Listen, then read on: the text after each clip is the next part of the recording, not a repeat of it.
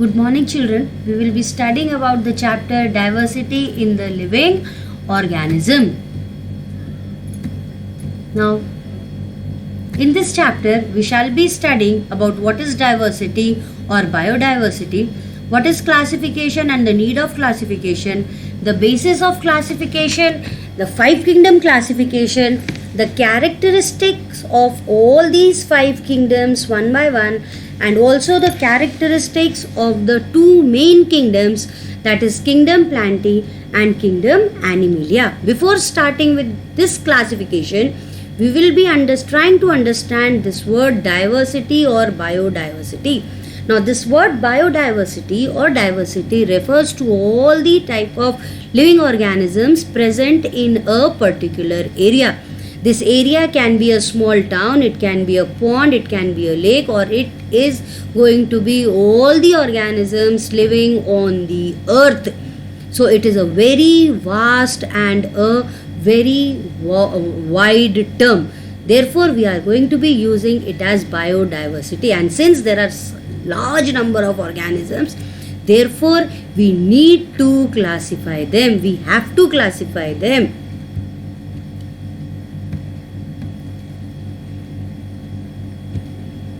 So, what is the need of classification? As we have already told that there are a large number of organisms present around us. Studying each one organism separately is going to be very difficult. So, by making smaller groups, we can understand and we can study these organisms. So, the first thing is that it helps us in studying the various groups of organisms easily. Secondly, it helps in understanding the evolutionary relationship, how these organisms have evolved, what characters they must have been added up, and how these organisms must have been changed into newer organisms. Thirdly, it helps us understanding the link between various groups of organisms, how these organisms are linked with each other, what are the similar characteristics which are present in them. Lastly, it helps us in finding the missing links between the organisms. Now, you all know there are so many organisms which have been extinct. So, this classification is going to be helping us in studying those missing links and related to the now present organisms. Now, why are they important? What is the importance of classification? It gives us an idea of the whole range of diversity. If we are going to be studying even a single organism, we can easily find out that where it is present and what are the characteristics of those organisms.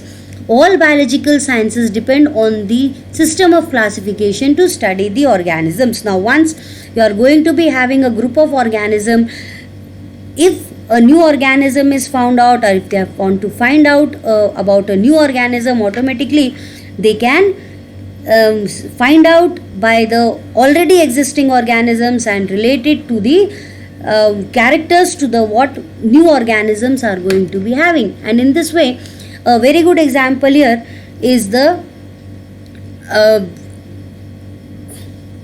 classification of a group which is called as fungus. The study of this fungus is called as mycology. Now, once a organism or once a scientist has to go for the study of mycology, he already has an idea of that what kind of organisms are going to be present in this group. So, it helps in all biological sciences. Then, it provides information about the interrelationship between different categories of organisms, how they are interrelated to each other. And lastly, they will be providing information regarding evolution of various groups of organisms, how the organisms must have been evolved. Another important term here is taxonomy. In taxonomy, we will be dealing with the identification, nomenclature and classification of organisms. How the organisms have to be identified. First, if an organism is being found out, you have to identify it, you have to name it, and then classify it according to certain the characteristics which are present, and this science is called as taxonomy. And the Swedish scientist Carolus Linnaeus is called the father of taxonomy. He was the first person to identify, to name and the organisms. Now the relationship between classification and evolution. Now what is evolution? Evolution is the accumulation of characters so that an organism have changed, and this change helps them in the survival of that particular organism. So accumulation of new characters which help the organism to survive in that particular environment is called as evolution. Now, how is evolution related to classification? The organisms which are going to be having simpler characters, they are being present or they are being grouped in a separate group, and the which is said to be a primitive group, and the other group of organisms which have acquired new characters are going to be referred to as advanced organisms. So in this way, with the help of evolution, or we can say with the help of classification, we can understand how evolution must have taken place. So that we are going to be studying later on when we come to our study for various kingdoms.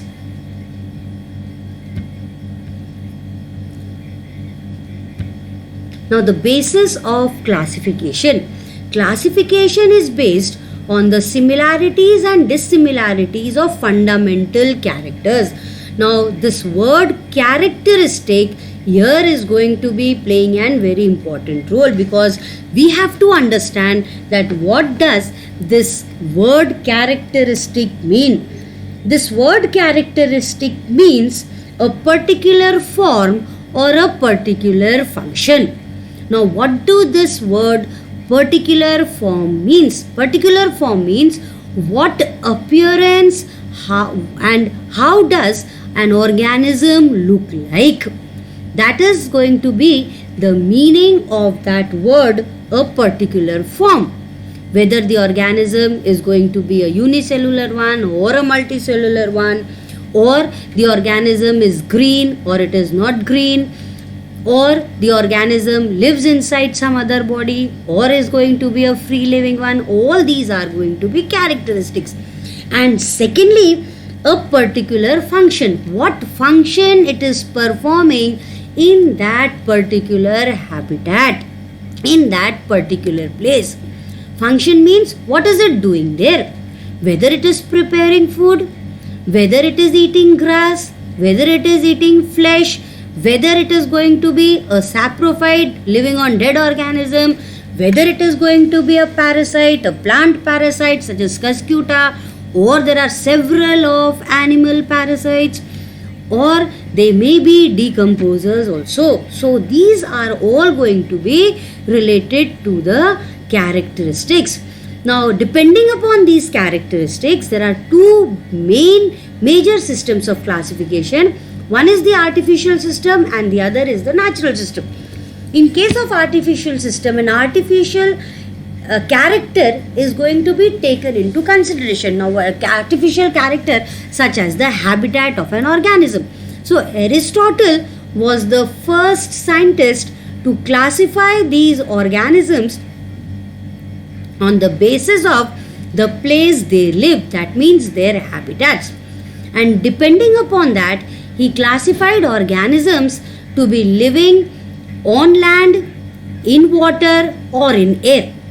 But the basic problem there was, if he took a particular habitat, for example the aquatic habitat.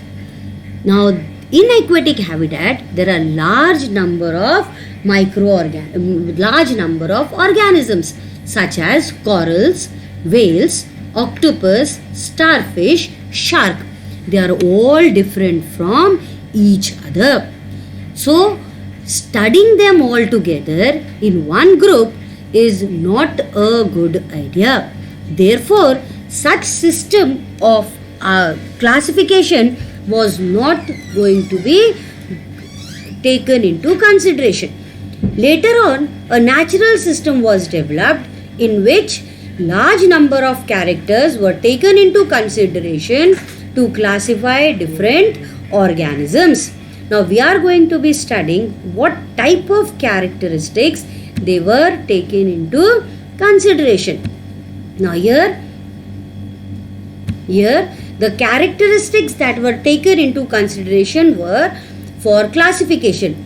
Now you all know that each and every organism is made up of cells. So if it is a living organism, it will be having cells present in them. And in the first chapter, you have studied that each and every cell can be separated or can be classified as prokaryotic or eukaryotic. So this character of cell structure is going to be the broadest of all the characters, because every organism will have a cell present in it.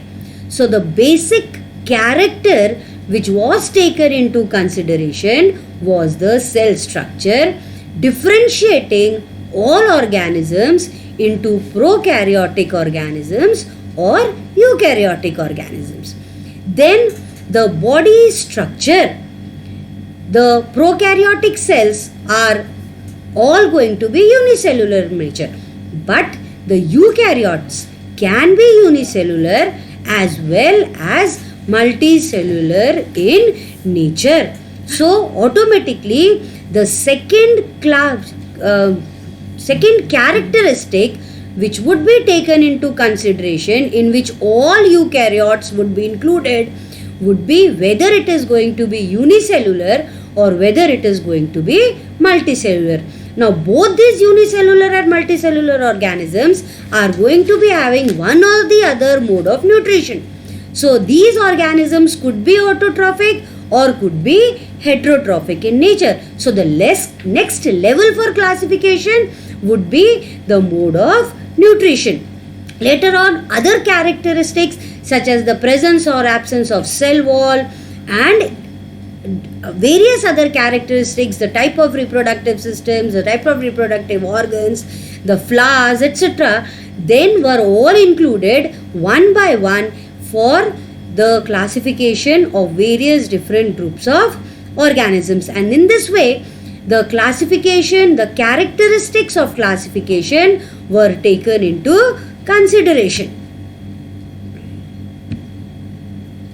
Now, biologists such as Ernest Haeckel in 1894, Robert Whittaker in 1959 and Carl Woese in 1977 have tried to classify all these organisms into broad categories called kingdoms.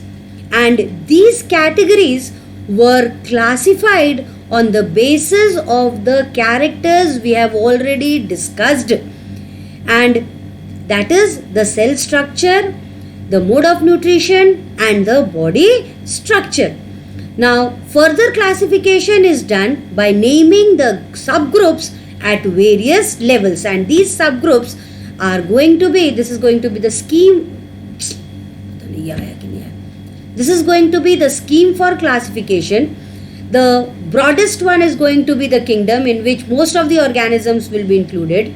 Then we are going to be, the kingdom is going to be separated into phylums for animals, and for plants it is going to be called as division. Then these phylums or division will be further differentiated or divided into class, order, family, genus and species. Now this species is going to be the smallest group of organism in this whole scheme of classification. In taxonomy, species is going to be the lowest level and kingdom is going to be the broadest level of classification. Now this species can be defined as a group of organisms that can interbreed among themselves. These are going to be a group of organisms that can interbreed among themselves.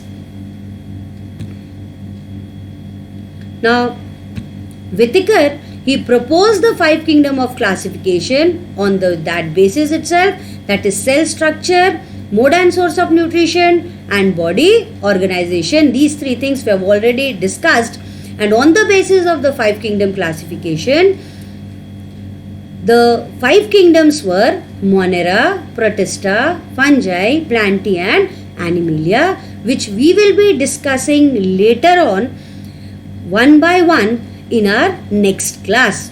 So hope you understood this lesson till now.